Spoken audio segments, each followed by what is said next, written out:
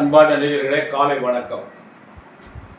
பால் நினைந்தூட்டும் தாயினும் சாலப் பறிந்து பாவியேனுடைய ஊரினை உருக்கி உள்வொழி பெருக்கி உலப்பிலா ஆனந்தமாய தேனினை சொரிந்து புறம் புறம் தெரிந்த செல்வமே சிவபெருமானே, யான் உனை தொடர்ந்து சிக்கன பிடித்தேன் இங்கு எழுந்து அருள்வது இனியே, இங்கு எழுந்து அருள்வது இனியே. அன்பு சார்ந்த பெரியவர்களே, இன்று வைகாசி மாதம் 11ஆம் நாள் ஞாயிற்றுக்கிழமை, திரையோதசி திதி மத்தியானம் 1:55 வரை இருக்கு. பின்னாடி சதுர்த்தசி, அசுபதி நட்சத்திரம் காலையில் 9:15 வரை, பின்னாடி பரணி நட்சத்திரம். 2 நட்சத்திரத்துக்கும் இந்த சித்த யோகம் தான். ராகு காலம் 4:30 முதல் 6 வரை, யமகண்டம் 12 முதல் 1:30 வரை, குளிகம் 3 முதல் 4:30 வரை, சூலம் மேற்கு, பரிகாரம் வெள்ளம். அன்பான நேயர்களே, இந்த கிரகங்கள்லாம் எப்படி இருக்கிறது, ராசி பலன்கள் எப்படி இருக்கிறது என்று பார்ப்போம். இந்த ரிஷபத்தில் சூரியன் புதன் 2 பேரும் ஒன்றா இருக்காங்க. மிதுனத்தில் குரு இருக்காரு. செவ்வாய் கடகத்தில், சிம்மத்தில் கேது, சனி ராகு கும்பத்தில், சுக்கிரன் மீனத்தில், சந்திரன் மேஷத்தில். இது இந்த கிரகங்களுடைய அமைப்பு. அன்பான நேயர்களை, குரு ராசி பலன் எப்படி இருக்குதுன்னு பார்ப்போம். மேஷ ராசிக்கு இந்த ராசி பலன்கள் சரிப்பா இல்லை. ஆனால் சனி பகவானும் ராகு பகவானும் 11ஆம் இடத்துல இருக்காங்க. அது பெரிய அமைப்பு மேஷ ராசிக்கு. குரு 3ஆம் இடத்துக்கு போயிட்டாரு. 3 நாள் 2 ஆண்டு குருவுக்கு ஒரு நல்ல யோகமான இடம் இல்லை. அன்பான நேயர்களை, கொஞ்சம் கவனமாக நடந்து கொள்ளுங்கள். 2 வருஷம் ஜாக்கிரதையாக நடந்து கொள்ளுங்கள். உங்களுக்கு குரு 3ஆம் இடம் 4ஆம் இடம் ஒரு நல்ல பலன்களுக்கு சொல்ல மாட்டான்னு பெரியவங்க சொல்லியிருக்காங்க. அதை சில பேர் மிகைப்படுத்தி நிறைய சொல்கிறாங்க. அது கணக்கு என்னன்னு தெரியல. அதனால் ஜாக்கிரதை, எனக்கு தெரிஞ்ச வரையும் கவனமாக நடந்து கொள்ளுங்கள். ஆனால் சனியும் ராகும் 11ஆம் இடத்துல இருக்குது, உங்களுக்கு நல்ல பலன் தரும். அன்பான ரிஷபராசி என்பதில் உங்களுக்கு நல்ல பலன். ராசிநாதன் சுக்கிரன் உச்சம் பெற்றிருக்கான். அதே சுக்கிரன் 6ஆம் அதிபதி ஆகிடலாம். அதனால் அவன் உச்சம் பெற்றது அவ்வளவு சிறப்பாக சொல்ல முடியாது. ஏன்னா 2 வீட்டுடைய பலனே அவன் செய்யணும். அதனால் பார்த்து கவனமாக நடந்து கொள்ளுங்கள். குரு பகவான் உங்களுக்கு ஒரு நல்ல இடத்துல இருக்காங்க. அதே மாதிரி சனியும் ராகு 10ஆம் இடத்துல இருக்காங்க. தொழிற்சானம் பிரமாதமாக இருக்கும். அதனால் உங்களுக்கு இந்த ஓராண்டு உங்களுக்கு நல்ல பலன்கள் நடைபெறும், நல்லதெல்லாம் நடக்கும். மிதுன ராசி என்பதில் உங்களுக்கு ஜென்ம குரு நடக்குது. உங்களுக்கு 5 கூடையவன் உச்சம் பெற்று 10ஆம் இடத்துல இருக்காங்க. இந்த 10ஆம் இடத்துல சுக்கிரன் உச்சம் பெற்றது தொழிலுக்கு நல்லது. அன்பான மிதுன ராசி என்பதில் உங்களுக்கு இடம் மாற்றங்கள்லாம் கிடைக்கும். வெளிநாட்டுக்கு போகிறது, வெளிநாட்டுக்கு இங்கே வர்றது, பதவி மாற்றங்கள், சொந்த ஊர் பக்கம் மாற்றின்னு வர்றது, இப்படி வீடு மாறுறது, இப்படியெல்லாம் ஏதாவது ஒரு நிகழ்ச்சிகள் நடந்து கொண்டே இருக்கும். அதனால் ஜாக்கிரதையாக, பிரச்சனைகள் ஏற்படுறதுக்கு வாய்ப்புகள் இருக்குது. அதனால் பார்த்து கவனமாக நிதானமாக நடந்து கொள்ளுங்கள். அன்பான கடகராசி என்பது உங்களுக்கு குருபான் 12ஆம் இடத்துல வந்திருக்காங்க.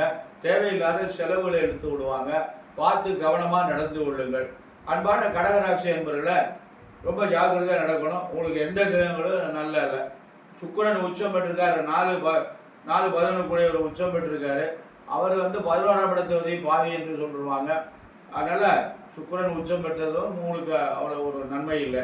அன்பான சிம்மராசி என்பதில் உங்களுக்கு குருவான் 11ஆம் இடத்துக்கு வந்திருக்காங்க. ஆனால் உங்கள் ராசியில் கேது இருக்காங்க. குழப்பமான ஒரு நிலை ஏற்படும். சட்டுன்னு முடிவு எடுக்க முடியாது. இருந்தாலும் குருவான் 11ஆம் இடத்துல வந்திருக்கிறது ஒரு நல்ல பலன்களை தரும். குழப்பம் இல்லாமல் நிதானமாக நல்ல காரியங்களெல்லாம் செய்யுங்க. அன்பான கன்னி ராசி என்பதில் உங்களுக்கு குருவான் 10ஆம் இடத்துல இருக்கார். உங்களுக்கு சனி ராகு 6ல் இருக்கார். இது 2 நல்லது. குரு 10ஆம் இடத்துல இருக்கிறது கெட்ட பெயர் ஏற்படுத்துவார். அதனால் பார்த்து ஜாக்கிரதையாக நடந்துங்கள். மேலதிகாரிட்ட ரொம்ப கவனமாக நடந்து கொள்ளுங்கள், பணிவாக நடந்து கொள்ளுங்கள். தொழில் பண்ணிலாம் வர்ற மக்கள்கிட்ட, வாடிக்கையாளர்கிட்ட மெதுவாக அமைதியாக பேசுங்க. நல்லதே நடக்கும். பார்த்து கவனமாக நடந்து கொள்ளுங்கள். வியாழக்கிழமை தோறும் தட்சாமூர்த்தி வழிபாடு பண்ணிட்டு வாங்க. குருவனுடைய மூல மந்திரத்தை பாராயணம் பண்ணுங்க. நல்லதெல்லாம் நடக்கும், நன்மை எல்லாம் நடக்கும். துளாராசி என்பதில் உங்களுக்கு அருமையான நாள். உங்களுக்கு குரு பகவான் 9ஆம் இடத்துக்கு வந்துட்டாரு. 9ஆம் இடத்துல குரு இருப்பது பெரிய சிரமம், அருமையாக நம்ம இப்போ ஓடி போனவருக்கு 9ஆம் இடத்துல குருன்னு சொல்லுவாங்க. அதனால் 9ஆம் இடத்துல குரு இருக்கிறது பெரிய நன்மை. அன்பான நேயர்களை அது உங்களுக்கு 9ஆம் இடம் என்பது பூர்வ புண்ணியஸ்தானம், பாக்கியஸ்தானம் பேர். நல்லதெல்லாம் நடக்கும். இப்போ இந்த துளாராசி என்பவர்களுக்கு என்னென்ன நல்லது நடக்குமோ அனைத்து காரியங்களும் நடைபெறும். அவங்களுக்கு தேவையான காரியங்கள் அனைத்தும் நடக்கும். எல்லாருக்கும் எல்லாமே மொத்தமாக நடக்கும்னு சொல்ல முடியாது. அவங்களுக்கு தேவை என்னவோ அந்த காரியங்கள்லாம் நடக்கும். விருச்சிக ராசி என்பதில் உங்களுக்கு 8ஆம் இடத்துக்கு குரு வந்திருக்காரு. அட்டம குரு என்று பேர். அட்டம குரு உங்களுக்கு வந்து என்ன பண்ணுவாருன்னா எதையுமே செய்ய விட மாட்டார். இந்த ஒவ்வொரு ஆண்டுக்கு புதுசாக எந்த முதலீடும் செய்யாதீங்க, கவனமாக நடந்து கொள்ளுங்கள். அன்பான விருச்சிக ராசி என்பதில் ரொம்ப கவனம், முதலீடு செய்யாதீங்க, நஷ்டமாயிடும். தனுசு ராசி என்பதில் உங்களுக்கு அருமையான நாள், நல்ல நாள், நல்லதெல்லாம் நடக்கும். தனுசு ராசி என்பவர்களுக்கு கல்யாணமாகும், குழந்தை ஏற்படும், வீடு கட்டலாம், வேலைக்கு போகலாம், வெளிநாட்டுக்கு போகலாம். இந்த மாதிரியெல்லாம் ஒரு அமைப்புகள்லாம் பிரமாதமாக இருக்குது. ஏன்னா சனி ராகு வந்து 3ஆம் இடத்துல இருக்குது. 4ல் வேற சுக்கிரன் வேற உச்சம் பெற்றது. ஆனால் 6ஆம் அதிபதி சுக்கிரன் உச்சம் பெற்றது உங்களுக்கு நன்மை இல்லை. அதனால் 4ஆம் அதிபதி 7ல் இருக்கார், அது ஒரு நல்ல அமைப்பு தான். அதனால் தனுசு ராசி என்பவர்களுக்கு அமோகமான நாள், கவனமாக நடந்து கொள்ளுங்கள், நல்லதே நடக்கும். அன்பான மகர ராசி என்பவர்கள் உங்களுக்கு குருபான் 6ல் வந்துட்டார். ஆரோக்கியத்தில் ரொம்ப கவனமாக இருக்கணும், உடல்நிலை ரொம்ப ஜாக்கிரதை பார்த்து நிதானமாக நடந்து கொள்ளுங்கள். உங்களுக்கு 7ரை சனி இருக்கிறது, இன்னும் 1.5 வருஷம் இருக்குது. ராகு வேறு 2ஆம் இடத்துல இருக்கார். அவங்க 2 பேரும் இன்னும் 18 மாதம் இருக்காங்க. அதுக்கப்புறம் தான் அவங்க நகழுவாங்க. பார்த்து ஜாக்கிரதையாக நடந்து கொள்ளுங்கள். அன்பான கும்பராசி என்பதில் உங்களுக்கு குரு பகவான் நல்ல அருமையாக நடத்துக்கு 5ஆம் இடத்துக்கு வந்துட்டார். இருந்தாலும் சனி பகவானும் ராகுவும் ஜென்மத்தில் இருக்காங்க. 1.5 வருஷம் 18 மாதம் பார்த்து ஜாக்கிரதையாக நடந்து கொள்ளுங்கள், கவனம் தேவை. இருந்தாலும் குருவுடைய அமைப்பு நன்றாக இருக்கிறது, நல்லதெல்லாம் நடக்கும். அன்பான மீனராசி என்பதில் உங்களுக்கும் குரு பகவான் 4ஆம் இடத்துல வந்திருக்காரு. 7ரை நடக்குது. அதனால் கவனமாக இன்னும் 6 வருஷத்துக்கு மேலே இருக்குது 7ரை, பார்த்து ஜாக்கிரதையாக நடந்து கொள்ளுங்கள். அன்பான மகர ராசி, கும்பராசி, மீனராசி என்பவர்களுக்கெல்லாம் 7ரை சனி நடந்து கொண்டு இருக்கிறது. அதனால் பார்த்து கவனமாக நடந்து கொள்ளுங்கள். அன்பான நேயர்களே, கோச்சார பலன் என்பது என்னை பொறுத்தவரையும் ஒரு 10% தான் வேலை செய்யும். அதுக்கு மேலே அது வந்து பலன் தராது. அதனால் இந்த கோச்சார பலனை வந்து மிகைப்படுத்தி நிறைய சொல்கிறாங்க. நமக்கு பலன் ஜாதகத்தில் கிரகங்கள் எப்படி இருக்கிறதோ அதுக்கு தக்கபடி பலன் நடக்கும். என்ன தசை நடக்குது, என்ன புத்தி நடக்குது, இதெல்லாம் நம்ம முறையாக நம்ம ஜாதகத்தை கணித்து ஆய்வு செய்து அதுக்கு தக்கபடி நம்ம நடந்து கொள்ளணும். கோச்சார பலனை நம்பி மட்டும் நம்ம வந்து ஒரு காரியத்தை நம்ம செஞ்சிட முடியாது. எல்லாமே நமக்கு சாதகமாக இருக்கணும். அன்பான நேயர்களை, நல்ல ஒரு ஜோதிடரை அணுகி உங்கள் ஜாதகத்தை தெளிவாக பார்த்து நடப்பு தசாபுத்தி எப்படி இருக்கிறது, கோச்சார பலன்கள் எப்படி இருக்கிறது, இப்போ நாம் என்ன பண்ணலாம் அப்படிங்கிறத செஞ்சு நலன் பெற வேண்டும். அன்பான நேயர்களை, இன்று நாம் ஒரு முக்கியமான தகவலை பார்க்க போகிறோம். ஆனால் எனக்கு எல்லாருக்கும் புதுசாக நான் ஒன்றும் சொல்ல போகிறதில்ல, இது எல்லாருக்கும் தெரிஞ்சது தான். ஆனால் இப்பொழுது சில பேர் இதை மறந்துடுறாங்க, படிக்கவே மாட்டேங்கிறாங்க. திருக்குறள்னு ஒரு நூல் இருக்கிறது. அந்த திருக்குறள் வந்து நிறையா 30 எழுதியிருக்காங்க. ஆமாம், இந்த 30 நிறைய குறள்கள்லாம் நமக்கு வள்ளுவ பெருமான் நமக்கு தந்திருக்கிறாரு. அந்த குறளில் வந்து இப்போ நம்ம முக்கியமாக ஒன்று எடுத்துருக்கோம். கோளில் பொறியில் குணமிலவே எண் குணத்தான் தாளை வழங்கா தலை. அஷ்டமா சித்திகளுடைய 8 விதமான குணங்களை கொண்ட இறைவனை வணங்காத தலையில்லை அப்படிங்கிறார். அதாவது அந்த அவரே இறைவனை வணங்கணுங்கிறத எடுத்து சொல்லிட்டார். அதுதான் கோளில் பொறியில் குணமிலவே என் குணத்தான் தாளை வணங்காத தலை. தாள் இருந்தால் பாதம், வணங்காத தலை. வணங்காத தலை இருந்தாலும் ஒன்று தான், இல்லாட்டாலும் ஒன்று தான். அதனால் இறைவனை வணங்கணும்னு சொல்லி திருக்குறளில் நமக்கு வந்து வள்ளுவ பெருந்தகை மிக அழகாக சொல்லியிருக்காரு. அடுத்து இன்னொரு குறள் சொல்லியிருக்காரு. தோன்றி புகழோடு தோன்றுக, தோன்றலின் தோன்றாமை நன்று. தோன்றாமை அகுதிலா நன்று அப்படிங்கிறாங்க. தோன்றி புகழோடு தோன்றுக, தோன்றலின் தோன்றாமை அகுதிலா நன்று அப்படின்றார். அப்படின்னா அதுக்கு என்ன பொருள் அப்படின்னா, தோன்றினால் மனிதன் பிறந்தால் புகழோடு பிறக்க வேண்டும், புகழோடு வாழ வேண்டும். அப்படி புகழோடு வாழலைன்னா அந்த பிறக்கிறத விட பேசாமல் இருந்துடலாம் அப்படின்னு சொல்லும். அது எல்லாரையும் முடியுமா? எல்லாரும் புகழோடு வாழ முடியுமா? முடியாது. ஒவ்வொருத்தையும் ஒரு திறமைகள் இருக்கு. அவங்க பிறக்கிற நேரத்தில் அந்த புகழெலாம் அவங்களுக்கு தன்னால் வந்து சேர்க்கிறது. அந்த ஆற்றலில் அவங்க பிறந்திருக்காங்க. உலகம் உள்ளளவு நம்ம பேசி கொண்டிருக்கிற மாதிரி பெரியவர்கள்லாம் நிறைய நமக்கு பாரதியாரை எத்தனை இந்த உலகம் அழிந்தாலும் பாரதியாரை நம்ம மறக்கவும் முடியாது, அவரை போற்றாமல் இருக்க முடியாது. அதே மாதிரி அம்மை பாட்டி இவங்களெல்லாம் நம்ம மறக்க முடியுமா?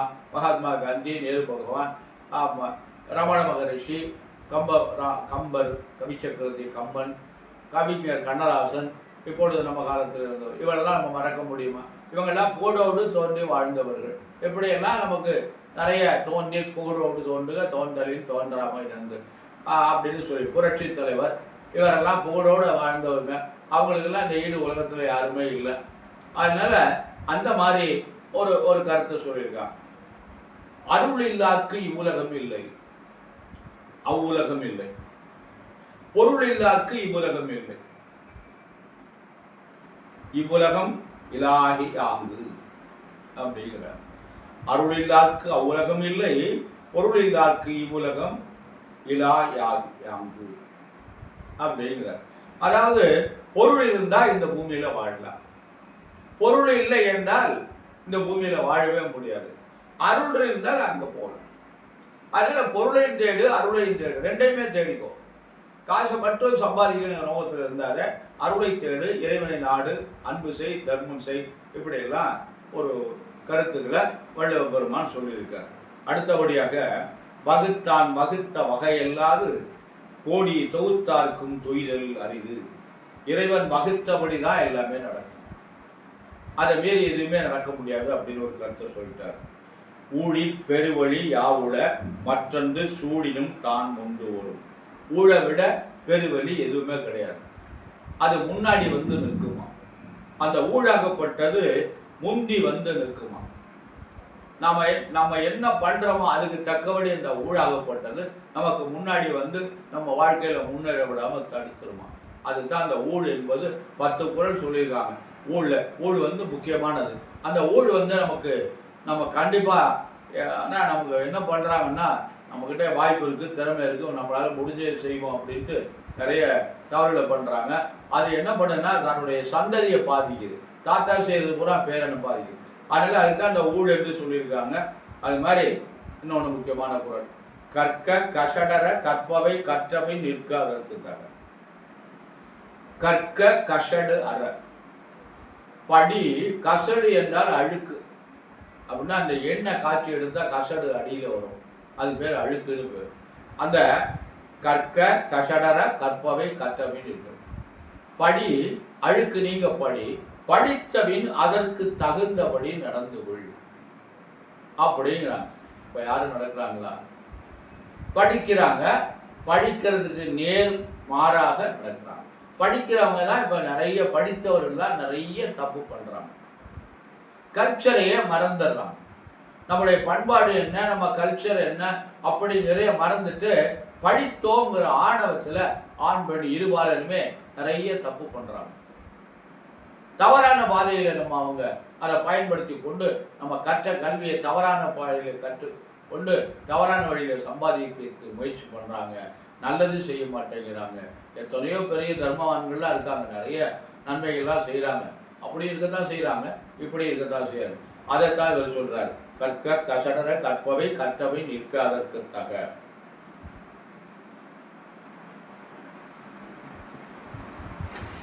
அடுத்தபடியாக ஒரு முக்கியமான குறள் என்னன்னு கேட்டீங்கன்னா, யாழ் இனிது குழல் இனிது என்று கூறுவர் மக்கள் தம் மழலை சொல் கேளாதார். யாழ் இனிது குழல் இனிது என்று கூறுவர் மக்களுடைய மழலை சொல் கேட்காதவங்க. வீணை இனிது புல்லாங்குழல் இனிது என்று சொல்லுகின்றவர் தன்னுடைய குழந்தையுடைய மழலை இங்கு சொல்லுது இல்லையா, அதை கேட்காதவர்கள் என்று சொல்லியிருக்கிறார். ஈந்த பொழுது பெரிதவுக்கும் தாய் தன்மகனை சார்ந்தோன் என கேட்ட போது. எவ்வளவு பெரிய அருமையான பொருள் பாருங்க. ஈண்டுதல் என்றால் பெற்றெடுத்தல் வேறு. ஈந்த பொழுது பெரிதவுக்கும் தாய் தன்மகனை சார்ந்தோன் என கேட்ட போது. ஒரு தாய் தன்னுடைய மகனை ஈண்டுகின்ற பொழுது அவளுக்கு பெரிய வலி, தாங்க முடியாத வலி ஏற்படுகின்றது. அந்த வலியெல்லாம் தன் மகன் சார்ந்தவனாக இருக்கிறான், அறிவில் சிறந்தவனாக இருக்கிறான் என்று சொல்லுகின்ற பொழுது அதை கேட்கின்ற பொழுது அந்த வலியெல்லாம் அந்த மகனுக்கு தெரியாது, தாய்க்கு தெரியாதான். இதையும் அந்த வள்ளுவர் சொல்லியிருக்கார். ஒரு தந்தை மகனுக்கு என்ன செய்யணுமா? தந்தை மகனுக்கு ஆற்றும் உதவி அவையத்து முந்தி இருப்பது. ஒரு தந்தையானவன் தன் மகனுக்கு என்ன செய்யணும்னா, அவை என்றால் சான்றோர்கள் நிறைந்த கல்வியாளர்கள் நிறைந்த அவையிலே தன் மகன் முன்னவனாக இருக்கிற மாதிரி செய்யணுமா? எவ்வளவு அழகா சொல்லியிருக்காங்க பாருங்க. குடலினிது யாந்திதி ஒருவர் இந்த பொழுது பெருக்கும் தாய் மகன் தந்தை காற்று உதவி இவன் தந்தை முன்னோற்றான். ஒரு மகன் தந்தைக்கு என்ன செய்ய வேண்டும் என்றால், அதாவது படிக்க வச்சு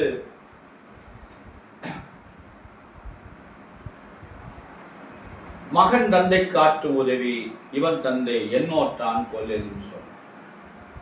படிக்க வச்சு கஷ்டப்பட்டு படிக்க வச்சாங்க, திருமணம் பண்ணி கொடுத்தாங்க, மனைவி வந்த உடனே பெற்றோர்களை விட்டுட்டு மனைவி பின்னாடி போயிட்டான் அப்படின்னு பெரியவங்க சொல்லக்கூடாதான்.